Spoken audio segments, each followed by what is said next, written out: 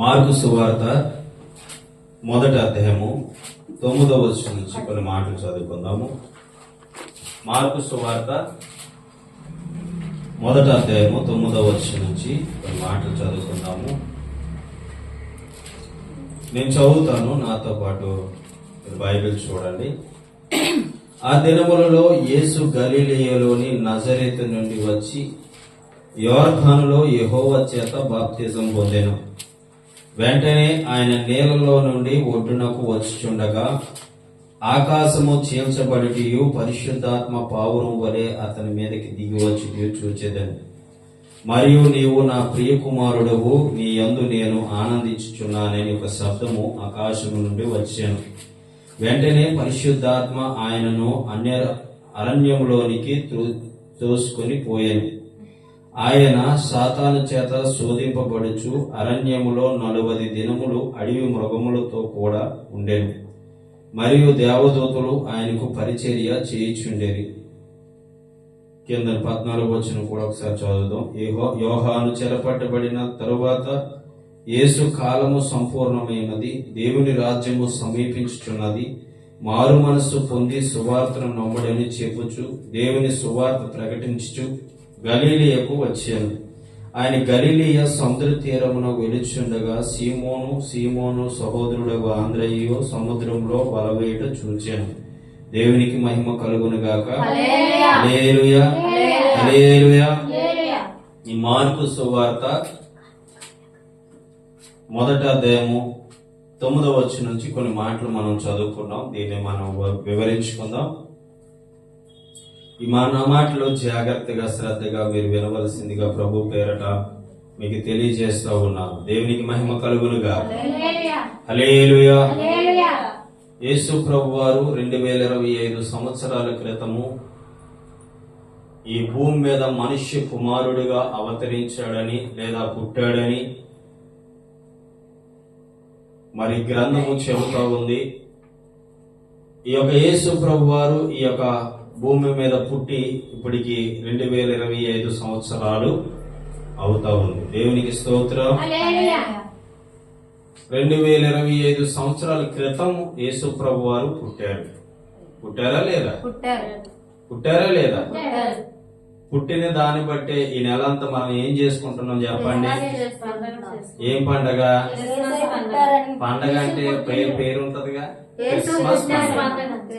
Christmas అనగా క్రీస్తుని ఆరాధించుట. దేవునికి స్తోత్రం. అయితే ఈ ప్రభువు ఈ భూమి మీద పుట్టినప్పుడు ప్రభువారు కూడా ఏం చేశారంటే బాప్తిసము పొంది ఉన్నారు. ఏం పొంది ఉన్నారు? మనుషులే కాదు, తాను కూడా పొందుకున్నాడు. దేవునికి స్తోత్రం. అయితే ఈ బాప్తిసం పొంది అక్కడ మనం ఏ కాలిక్యులేషన్స్ మనలో ఉండాలో, ఏమి ఎదురొస్తాయో బాప్తిజం పొందినా కానీ విషయాలు మనం చూసుకున్నాం. దేవునికి ఏమి ఎదురొచ్చినాయి, మనకి కూడా ఏమి ఎదురొస్తాయి అనేది చూసుకుందాం. దేవునికి స్తోత్రం. హల్లెలూయా, హల్లెలూయా, హల్లెలూయా. అయితే ఈ దైవ కుమారుడు మరియమ్మ గర్భాన్ని పుట్టాడని, ఆ భూమి మీద 33.5 సంవత్సరాలు బ్రతికాడని, అందులో 30 సంవత్సరాలు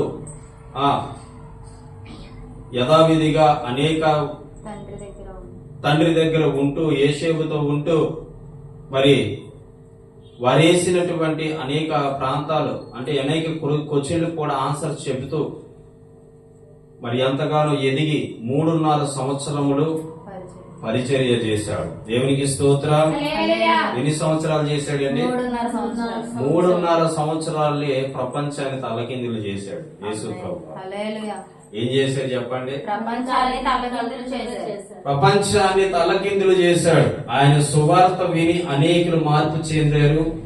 ఆయన యొక్క బోధ విని అనేకులు ఆకలి కూడా వేయలేదంట. ఆయన బోధ వింటున్నప్పుడు ఏమీ లేదు. ఎప్పుడు ముగించేస్తారా పాస్టర్ గారు అని మనం చూస్తాం, అవునా? ఎప్పుడు వదిలిపెడతారు బాబు ఈ గోసలోంచి మనం బయటకు పోదామని మనం చూస్తాం. కానీ 5,000 మంది ప్రజలు కూర్చుంటే ఆకలి వేయలేదట, దప్పికి వేయలేదట. ఆకలే లేదు, దప్పికే లేదు, కొండ మీద ప్రసంగం చేస్తూ ఉన్నారు ప్రభువారు.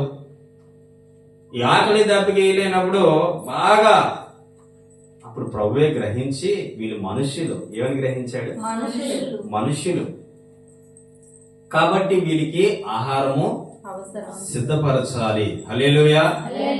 అందుకే ఈ రోజు ప్రార్థనలకు ఎక్కడికి వెళ్ళా భోజనం సిద్ధపరుస్తూ ఉన్నారు. వాక్యానుసారం ఇది. దేవునికి మహిమ కలుగునుగాక. వాక్యానుసారము. చాలా మంది కూడికలు పెట్టుకుంటారు, భోజనాలు పెట్టరు.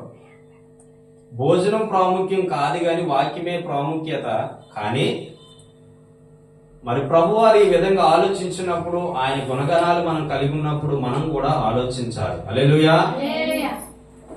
అయితే ఈ యొక్క దేవుడు ఏం చేశాడు అంటే, ఏం చేశాడని చెప్పుకున్నాం మనం, చెప్పాలి.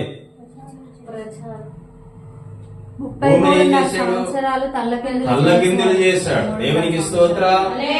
ఈ కొండ మీద ప్రసంగం చేస్తూ ఉండగా 5,000 మంది వింటూ ఉన్నారు. చెబుతూ ఉన్నాడు. ఏమన్నా మీకు ఆకలే లేదా అని బహుశా అడిగి ఉండొచ్చేమో. అప్పుడు ఒక చిన్న పిల్లోడి దగ్గర 5 రొట్టెలు 2 చేపలు ఉండగా దాన్ని దీవించాడు. దేవునికి స్తోత్రం. దీవించి దాన్ని 5,000 మంది ప్రజలు తినగా ఇంకనూ 12 గంపలు మిగిలిపోయినాయి. దేవునికి స్తోత్రం. హల్లెలూయా. ఏం చేశాడు ఆయన? దేని దీవించాడు? దీవించబడును గాక. దీవిస్తే నీటిలో చూడండి, నూతి తీస్తూ ఉంటే నీరు తోడుతూ ఉన్నా కొద్ది ఏమవుతుంటది? అలాగా దేవుడు ఆశీర్వదిస్తే ఆ గంపలు తీసే కొద్ది పెరుగుతూనే ఉన్నాడు. విశ్వాసుల జీవితాలు కూడా అలా ఉండునుగా. దేవునికి స్తోత్రం. వేదవరాలు ఏలియాని ఆ పూటకే నూనె ఉంది, ఆ పూటకే ఆ యొక్క పిండి ఉంది. తాను తన కొడుకు తిందాము అనుకున్న పరిస్థితి, తన కొడుకు తిందామనే పరిస్థితిలో అదే సమయంలో ఏలియా వచ్చి, అమ్మా నాకు అప్పములు చేయవా, చాలా ఆకలేస్తుంది అని అడిగితే ఆవిడ వెనక్కి తిరిగి చూడక, అయ్యో నేను నా కుమారుడు తిందాం అనుకున్నామే, ఈ రోజుతో మొత్తం అయిపోద్ది, గుడ్డులో నూనె అయిపోద్ది, పిండి కూడా అయిపోద్ది అని అనుకోకుండా తను ఏం చేసింది తెలుసా? పిండిని తీసి అప్పములు తయారు చేసి పెట్టింది. మళ్ళీ అంటుంది, కుమారుడా లోపలికి వెళ్ళి చూడు, ఒక ఆలు ఉందేమో. ఎంతైతే పిండి తీసి అప్పములు తయారు చేసి మళ్ళీ అంత పిండి ఉందట. దేవునికి స్తోత్రం. ఏం చేశాడు దేవుడు? దేవుడు ఎవరిని దీవించాడు? ఆ తొట్టిని దీవించాడు. దేవునికి స్తోత్రం. ఇక్కడ గంపలు దీవించాడు, అక్కడ ఏం చేశాడు? అర్థమవుతుందా మీకు? దేవుడు ఏదైనా చేయగలడే, తీయగలడు. ఎలాగొచ్చాయి 12 గంపలు ఎలా మిగిలిపోయినాయి? మరి 5 రొట్టెలు 2 చిన్న చేపలు. అక్కడ చిన్న చేపలు అని రాయబడి ఉందా లేదా? 2 చిన్న చేపల్ని 5,000 మందికి పెట్టగా 12 గంపలు మిగిలిపోయాయి. అంటే ఎన్ని అద్భుతాలు చేశాడో దేవుడు. దేవునికి స్తోత్రం. మనం అనుకోవచ్చు ఏదైనా చేయగలడు. చేయగలడే, చేయలేదు. నీలో విశ్వాసం ఉంటే ఏదైనా చేయగలడు. నీలో నువ్వు నమ్మకం ఉంచితే ఏదైనా చేయగలడు. అందుకే లేని వాటిని ఉన్న వాటిగా చేయగలిగిన దేవుడు, ఉన్న వాటిని లేని వాటిగా చేయగలిగిన దేవుడు యేసుక్రీస్తు ప్రభు. హల్లెలూయా, హల్లెలూయా. ఈ యేసుక్రీస్తు ప్రభు ఈ 30 సంవత్సరాలు ఇలాగా ఆయన ఏం చేసి 3.5 సంవత్సరాలు ఏం చేశాడు? ఇలాగా సేవ చేశాడు, పరిచర్య చేశాడు, అనేకులకు బోధించాడు. కాబట్టే ఏ సంఘానికి వెళ్ళా మనకి భోజనాలు పెడుతున్నారు. ఇది బలి సుందరా అనుకోకండి. ఇప్పుడు వరకు నాకు కూడా తెలియదు. వాక్యం చదివిన తర్వాత నాకు అర్థమైంది. దేవుడు నాకు కూడా తెలియలేని మర్పాలు మీకు నేర్పుతున్నాడు, మీకు తెలియలేని మర్పాలు నేర్పుతున్నాడు. దేవునికి స్తోత్రం. వీళ్ళకి నా బోధ విని ఉండిపోగలరు. దేవుడు బోధ చేస్తే ఆగలేదమ్మా. కొంతమంది సేవకులు మాట్లాడితే మీరు ఎంత బాగా చెప్తున్నారు, చెప్పండి, ఇంకా ఇంకా చెప్పండి, ఇంకా చెప్పండి అన్నోళ్ళు లేరు, లేకపోలేదు. అవునా కదా? దేవునికి స్తోత్రం. చూడాలి ఇటువైపు పైకి, నా వైపు చూడాలి. మీరు ఇంకా చెప్పండి, మీరు ఇంకా చెప్పండి అని చెప్పేవాళ్ళు లేకపోలేదు. ఒక మనుషుడి బోధకే నువ్వు అవాకైపోయి చూస్తే దేవాది దేవుడు బోధిస్తే ఇంకెన్ని మార్గాలతో బోధించుంటాడు. దేవునికి స్తోత్రం. అలాంటప్పుడు ఆకలేస్తుందా? కానీ దేవుడే గమనించి గుర్తు పెట్టుకొని ఆశీర్వదించాడు. దేవునికి స్తోత్రం. హల్లెలూయా. అలాంటి దేవుడు కూడా ఏం చేశాడు చెప్పండి? బాప్తిసము పొంది ఉన్నాడు. అక్కడ నుంచి మనం చదువుకున్నాం. చూడండి, ముందుకు వెళ్దాం. 9వ వచనం. ఆ దినములలో యేసు గలిలయలోని నజరేతు నుండి వచ్చి యోర్దానులో యోహాను చేత బాప్తిసము పొందెను. యేసు ప్రభు కంట ముందు యోహాను పుట్టాడు. 6 నెలల ముందు యోహాను పుట్టాడు. అది లోకా సువార్తలో ఉంటది. పోయిన వారంలో చెప్పుకున్నాం కదా. 6 నెలల ముందే యోహాను పుట్టాడు. ఆయనే దేవుడి కుమారుడు అనుకున్నారు. అప్పుడు ఆయన అంటాడు, నేను నీళ్ళలో బాప్తిసం ఇస్తున్నాను గాని నా వెనక వచ్చేవాడు అగ్నిలోను పరిశుద్ధాత్మలోను మీకు బాప్తిసం ఇచ్చును. దేవునికి స్తోత్రం. హల్లెలూయా. హల్లెలూయా. అంటే ఆయన ఆ మాటకు అర్థం ఏంటి? నాకు వెనక వచ్చేవాడు నాకంటే గొప్పవాడు, పరిశుద్ధుడు, నీతిమంతుడు. ఆయనే సజీవుడైన దేవుడు. హల్లెలూయా. ఆ చెప్తున్నారు. బాప్తిసం పొందారు. పొందిన తర్వాత 10వ వచనం, వెంటనే ఆయన నీళ్ళలో నుండి ఒడ్డునకు వచ్చుచుండగా ఆకాశము చీల్చబడుటయు. ఏం చేయబడింది? ఆకాశము తెరవబడింది. ఒక మేఘము కమ్ముకుంది. ఆ మేఘములో నుంచి ఒక స్వరము వినబడతా ఉంది. ఏమనంటే, ఒడ్డునకు వచ్చుచుండగా ఆకాశము చీల్చబడుటయు పరిశుద్ధాత్మ పావురం వలె తన మీదకి దిగి వచ్చుటయు చూచెను.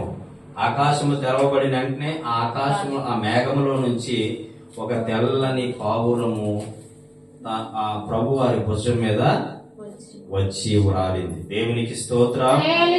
అంటే దానికి సాదృశ్యం ఏంటి అంటే పరిశుద్ధాత్మ. దేవునికి స్తోత్రం. పావురము అనగా ఏంటి? పరిశుద్ధాత్మ. పరిశుద్ధాత్మకి సాదృశ్యం. ఈ పావురం ఎప్పుడైతే వచ్చిందో, మరియు నీవు నా ప్రియ కుమారుడువు, నీ యందు నేను ఆనందించుచున్నాను యొక్క శబ్దం ఆకాశము నుండి వచ్చింది. ఎప్పుడట? ఆకాశము నుండి ఆ స్వరము వినబడింది. నీవు నా ప్రియ కుమారుడువు, నేను నీ యందు ఆనందించుచున్నాను. చాలా మంది అనుకుంటారు బాప్తిసం తీసుకుంటేనే పరిశుద్ధాత్మ వస్తుందా, బాప్తిసం పొందితేనే పరిశుద్ధాత్మ వస్తుందా అంటే ఎస్. దీనికి ఒక లింకప్ అయ్యే మాట ఉంటది. అపోస్తుల కార్యము 2వ అధ్యాయము 38వ వచనంలో. అక్కడ పేతురుతో దేవుడు అంటాడు, పేతురు, మీరు మారు మనసు పొంది పాప క్షమాపణ నిమిత్తమై యేసు క్రీస్తు నామమున బాప్తిసము పొందుడి, అప్పుడు పరిశుద్ధాత్మ అనే వరమును మీరు పొందెదరు. ఎప్పుడు పొందుతారట? ఎప్పుడు పొందుతారట? బాప్తిసము పొందుడి. అప్పుడు బాప్తిసం పొందిన తరువాత, బాప్తిసం తీసుకున్న తర్వాత పరిశుద్ధాత్మ మీరు పొందెదరు. దేవునికి స్తోత్రం. హల్లెలూయా. పరిశుద్ధాత్మ ఎప్పుడు పొందుకుంటారు చెప్పండి? ఇప్పుడు మరి బాప్తిజం పొందావు, మరి ముందుకు వెళ్దాం. ఇప్పుడు హల్లెలూయా. బాప్తిజం తీసుకున్నావు. బాప్తిజం తీసుకున్న తర్వాత ఏం జరుగుతుంది? 11వ వచనం మరియు 12వ వచనం. వెంటనే పరిశుద్ధాత్మ ఆయనను అరణ్యములోనికి త్రోసుకొని పోయాను. ఆయన సాతాను చేత శోధించుచు అరణ్యములో 40 దినములు అడవి మృగములతో కూడా నుండెను. మరియు దేవదూతలు ఆయనకు పరిచర్య చేయుచుండేది. వెంటనే బాప్తిజం పొందిన వెంబడే అరణ్యములోకి దేవుని ఆత్మ తీసుకొని పోయింది. 40 దినాలు ఉపవాసం ఉన్నాడు. ఎన్ని దినాలు చెప్పండి? 40 దినాలు. మనం ఏం చేయాలి? మనము ఉపవాసం మనం ఏం చేయాలి? అమ్మా ఉపవాసం వండండి అమ్మా అంతే. వండండి అయ్య గారు నాకు షుగర్ ఉంది, వండండి అయ్య గారు నాకు బీపీ ఉంది, వండండి అయ్య గారు నేను పనికి వెళ్ళకపోతే జరగదు, వండండి అయ్య గారు అనేటువంటి లేకపోలేదు ఈ రోజుల్లో. నీకు షుగరు, బీపీ, థైరాయిడ్ ఇంకా అనేకమైనవి వస్తున్నాయండి. కారణం ఏంటి తెలుసా? ఉపవాసం లేకపోవడం వల్ల. తెలుసా మీకు? ఇది సీక్రెట్. ఏ రేటు? సీక్రెట్. నిజం చెప్తున్నాను. ఉపవాసాలు ఎవరైతే ఎక్కువ ఉంటారు, రాత్రి ఆ పాస్ గారి ఫోటో చూస్తే ఇంతలావు కనబడుతున్నారు ఫోటోలో.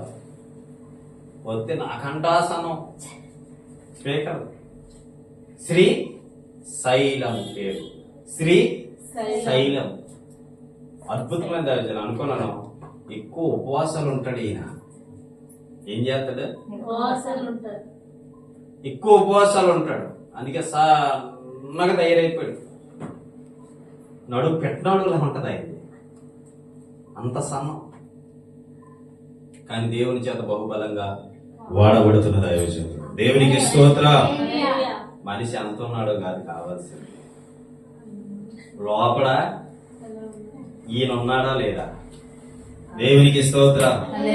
వాక్యమైన దేవుడు ఉన్నాడా లేదా? అది కావాలి. అవునా? హల్లెలూయా. అయితే ఈయన అరణ్యంలోకి దేవుని ఆత్మ కొనిపోయింది. 40 దినాలు ఉపవాసం ఉన్నాడు. 40 దినాలు ఉపవాసం ఉండి అలిసిపోయి ఉంటే సాతాను వచ్చింది. దేవుడు కుమారుడు అయితే రాళ్ళు రొట్లుగా చేసుకొని తినొచ్చుగా. ఏమంటుంది? నువ్వు నిజంగా దేవుని కుమారుడు అయితే, నీకు ఆయన ఇచ్చే మహిమ నీలో ఉంటే, నువ్వు నిజమైన దేవుని కుమారుడు అయితే ఈ రాళ్ళు రొట్లుగా చేసుకొని తిను, ఆకలి ఇదిగా. అప్పుడు దేవుడు అంటాడు, రొట్టె వలన మాత్రమే మనిషి బ్రతకడు గాని దేవుని నోటు వండవచ్చు ప్రతి మాట వలన మనిషి జీవించు.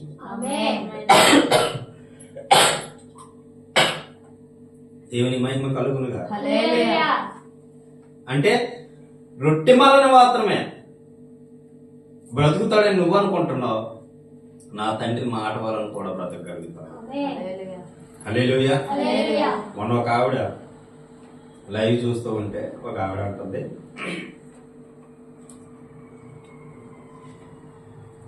50 సంవత్సరాల నుంచి తిండి తినలేదట. ఎన్ని సంవత్సరాల నుంచి? 50 సంవత్సరాల నుంచి తిండి తినలేదట. మరి నువ్వేం తింటావు అనేసి ఆ యాంకర్ అడుగుతుంటే ఏమీ తిన్నాంట. ఇదంతా శుద్ధ వేస్ట్ మాట అనుకొని పక్కకు పెట్టేశాడు. ఆ ఒక మాట విన్నాను.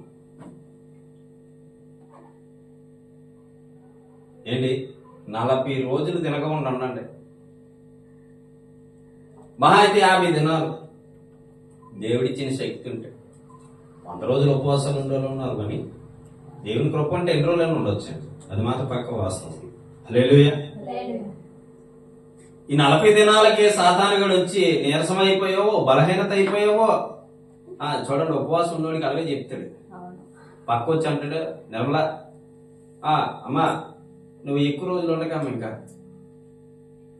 ఎక్కువ రోజులు ఉండకో. ఎందుకు? నీరసం అయిపోతావు. ఇప్పటికే చూస్తే సన్నగా ఉన్నావు,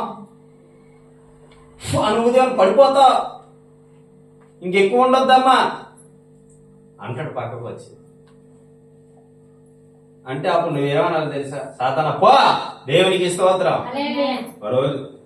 10 రోజులు ఉపవాసంతో ఉన్నాను. 10 రోజుల ఉపవాసంతో ఉండి ఎండ ఫుల్ ఎండ, వేడి, రేకుల షెడ్ మందిరం రేకుల షెడ్ అయితే ఆ మందిరంలో పడుకున్నాను. డొక్క ఆరిపోయింది, పేగులు ఆరిపోయినాయి. 10 రోజులు తిండి లేదు, తిప్పలేవు. ఎందుకు తెలుసు? ఉపవాసంతో ఉన్నాను. అయితే ఆ 10 రోజులు కూడా అలాగా పడుకొని ఉండిపోయాను. 10 రోజులు పడుకొని ఉండిపోయాను. ప్రార్థన చేయకుండా కాదు, ప్రార్థనకి ఇచ్చే సమయం ప్రార్థనకి ఇస్తూ నైట్ పాటు పడుకుంటాం కదా, మధ్యాహ్నం పూట 1 గంట రెస్ట్ తీసుకుంటాం కదా. అలా పడుకుంటే డొక్కారిపోయి లేనిపోయిన సౌండ్లు వచ్చి అటు పేగులు వచ్చి ఒక రోజు మా ఆత్మీయ తల్లి వచ్చి అంటుంది, అంత మనిషి ఎలాగుండోడు ఎలాగారిపోయావు అని అడిగింది అనమాట. పోనీలేండి, పోతే పోనీయండి. ఏమన్నాను? పోతే పోనీయండి, ఒళ్ళే కదా పోయింది, మళ్ళీ వస్తలేండి అన్న. దేవుని స్తోత్రం.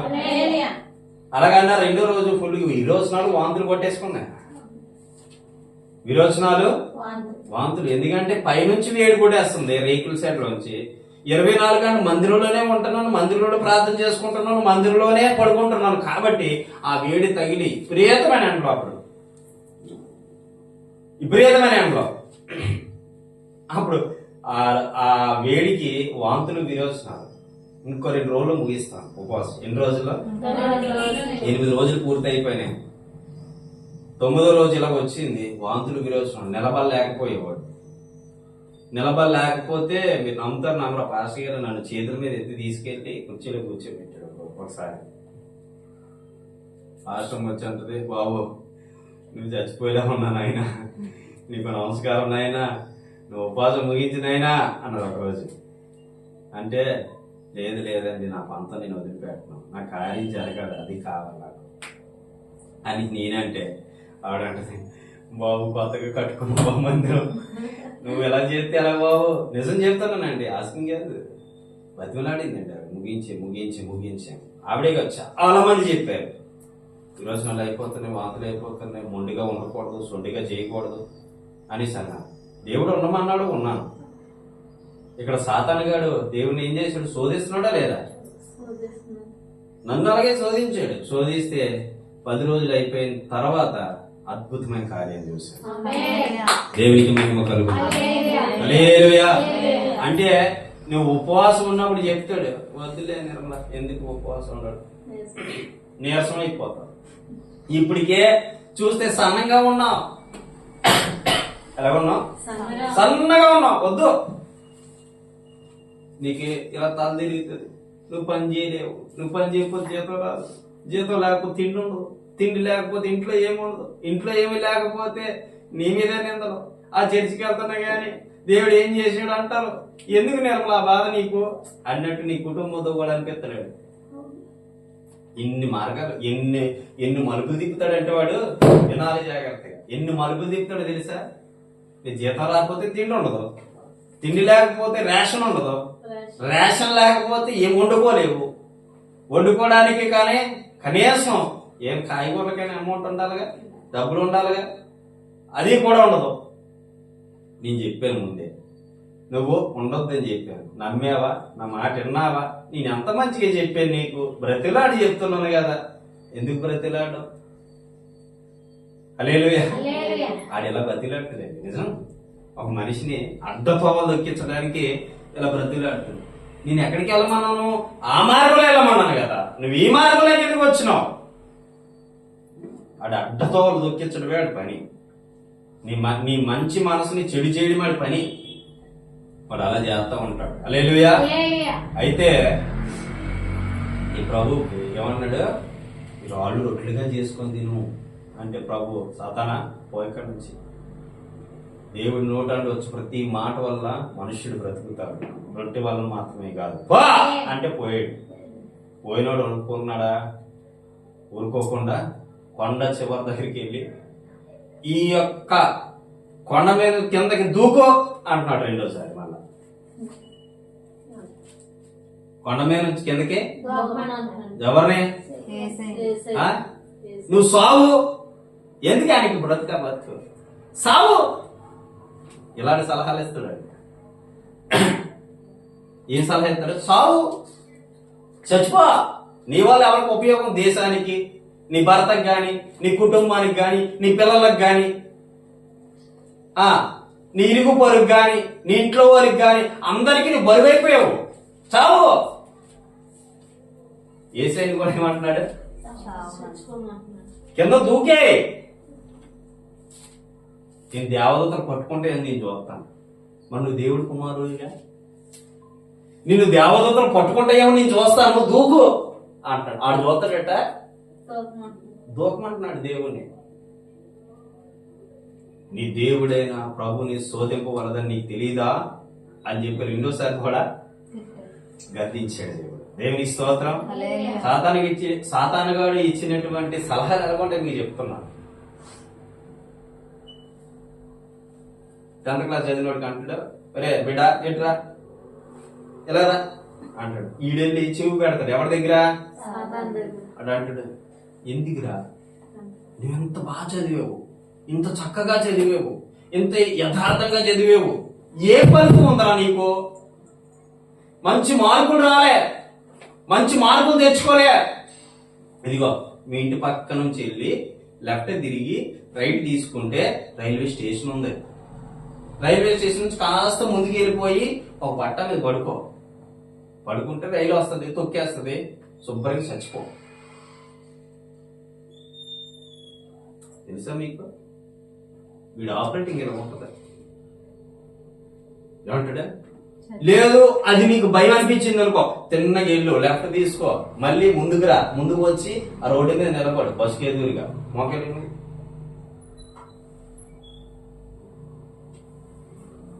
బస్సుకు ఎదురుగా నిలబడు, ఆడొచ్చి గుద్దేస్తాడు, చచ్చిపో.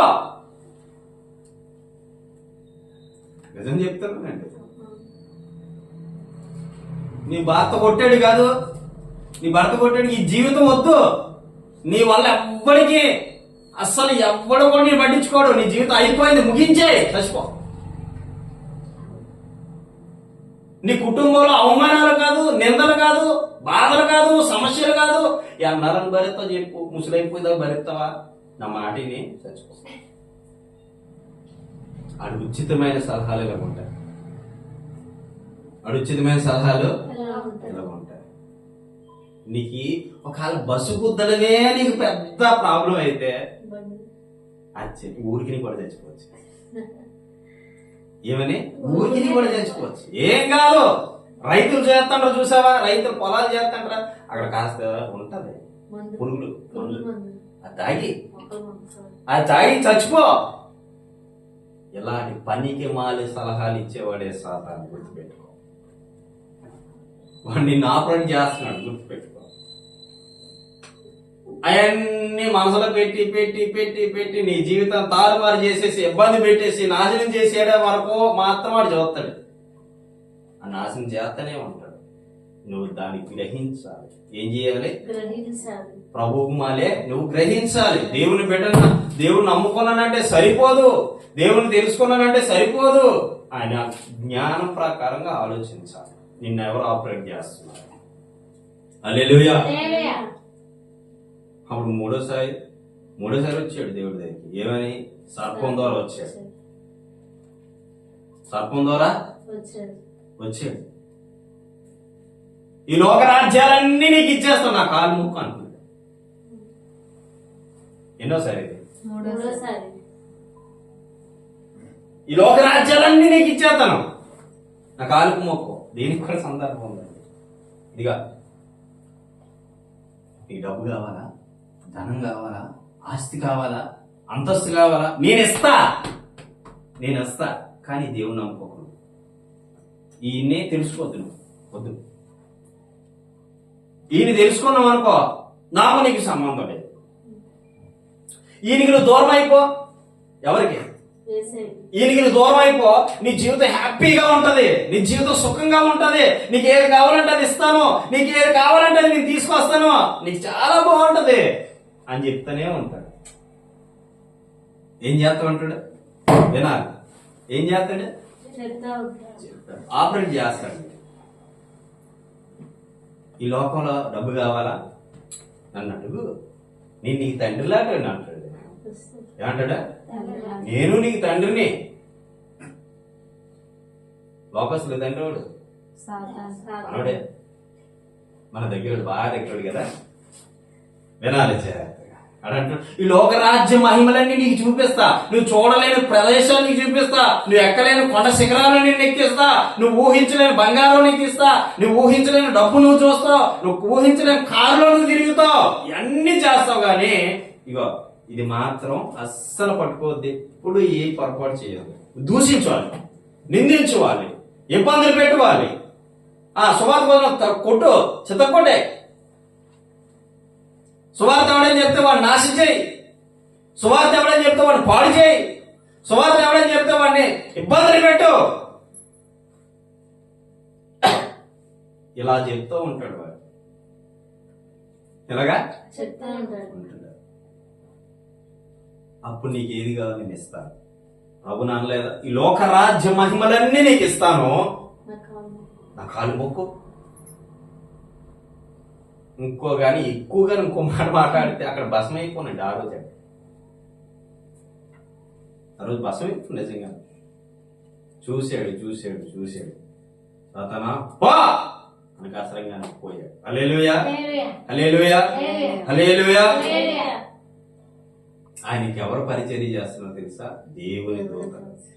ఎవరైతే ప్రార్థన కలిగి ఉంటారో, ఎవరైతే ప్రార్థన శక్తితో నిలబడతారో వారికి పరిచర్య ఎవరు చేస్తారో తెలుసా? దేవుని దూతలు చేస్తారు. దేవునికి స్తోత్రం. హల్లెలూయా, హల్లెలూయా. గుర్తుపెట్టుకోవాలి, మనం చాలా జాగ్రత్తగా లోతుల్లోకి వెళ్తే, వాక్యం లోతుల్లోకి అద్భుతాలు చూస్తాం. మనం ఏం చూస్తాం? అద్భుతాలు చూస్తాం. దేవునికి స్తోత్రం. హల్లెలూయా, హల్లెలూయా. ఈయన కూడా సువార్తను ప్రకటించాడు. ఈ లాస్ట్ మాట చెప్పేసి ముగించేస్తాం. యేసు ప్రభు వారు పుట్టిన తర్వాత ఏం చేశాడు చెప్పండి? సర్వలోకానికి వెళ్ళి ఆయన సువార్తను ప్రకటించాడు. అక్కడ చూడండి 14 వచనం. యోహాను చెరపట్టబడిన తరువాత యేసు కాలము సంపూర్ణమైనది, దేవుని రాజ్యము సమీపించి ఉన్నది, మారు మనసు పొంది సువార్తను నమ్ముడని చెప్పుచు దేవుని రాజ్య సువార్త ప్రకటించుటూ గలిలయకు వచ్చెను. ఆయన గలిలయ సముద్రం తీరమున వెలుచుండగా సీమోను సోదరుడు ఆంద్రేయు సముద్రంలో వలలు వేడి చూశాడు. ఇక్కడ నుండి శిష్యుల్ని ఏర్పాటు చేసుకున్నాడు. దేవునికి స్తోత్రం. మనం ఏం చేయాలి తెలుసా? సుసమాచారం అంటే సువార్తను ప్రకటించడం నేర్చుకోవాలి. రాత్రి మేము ప్రార్థన ముగించుకొని వెళ్తా ఉంటే, బెత్లెహేములో సందడి, పసులు పాకలో సందడి, శ్రీ యేసు పుట్టాడని, మహారాజు పుట్టాడని అని చెప్పి పాటలు పాడుకుంటూ వీధుల్లో వెళ్తాడు. రారిలో ప్రాంతంలో అసలు ఖాళీ లేవు, బండ్లు వాహనాలు అసలు ఖాళీ లేవు, వెళ్తూనే ఉన్నారు. దేవునికి మహిమ కలుగునుగా. ఎవరు పుట్టారని ఆయన జన్మదినం జరిగించుకునే కృప దేవుడు మనకి ఇచ్చాడు. దేవునికి స్తోత్రం. హల్లెలూయా, హల్లెలూయా, హల్లెలూయా. మనం జాగ్రత్తగా గమనిస్తే వాక్యంలో ఉన్న సత్యము జాగ్రత్త మన వెతికితే దొరుకుతుంది. మొదట ఆయన్ని శోధించాడు. ఆయన బాప్తిసం పొందాడు. బాప్తిసం పొందినప్పుడు ఆయన మీదకి దిగి వచ్చిన ఆత్మ అదే లింకప్ చేసి మనం పరిశుద్ధ ఆత్మ గురించి చూస్తాం. ఎక్కడ? అపోస్తుల కార్యాలు 2వ అధ్యాయము 38వ వచనం. అంటే ఎప్పుడు పరిశుద్ధాత్మ మనిషి మీదకి వస్తుంది చెప్పండి? బాప్తిజం తీసుకున్న తర్వాత. బాప్తిజం తీసుకుని వెంబడే పరిశుద్ధాత్మ వారి మీదకి వస్తుంది. దేవునికి స్తోత్రం. నా పరిశుద్ధాత్మ లేదు, నా పరిశుద్ధాత్మ రాదు, నా పరిశుద్ధాత్మ లేడు అని చెప్పుకుంటారు. చూసావా? అలాంటి వాళ్ళకి హెచ్చరిక. వాక్యం ఒకసారి లోతుల్లోకి వెళ్ళు, వాక్యాన్ని ఒకసారి లోతుగా గమనించు, వాక్యాన్ని ఒకసారి లోతుగా మనం గుర్తుపెట్టుకుంటే వాక్యమే నీకు బుద్ధి చెప్తుంది. మనుషులు ఎవడో సరిపోదు, వాక్యమే నీకు ఏం చేస్తుంది? బుద్ధి చెప్తుంది. దేవునికి స్తోత్రం. కాబట్టి ఆ యేసయ్య ఈ దినాన్ని పుట్టాడు. అదే యేసయ్య మనలో ఈరోజు పుట్టాడు. కాబట్టి మనం ఏ సందడి చేసుకోవాలి? క్రిస్మస్ సందడి. Happy Christmas, merry Christmas. దేవుడి మాటలు దీవించునుగా. ఆమేన్. ప్రార్థన చేసుకుందామా? ప్రార్థన చేసుకుందాం.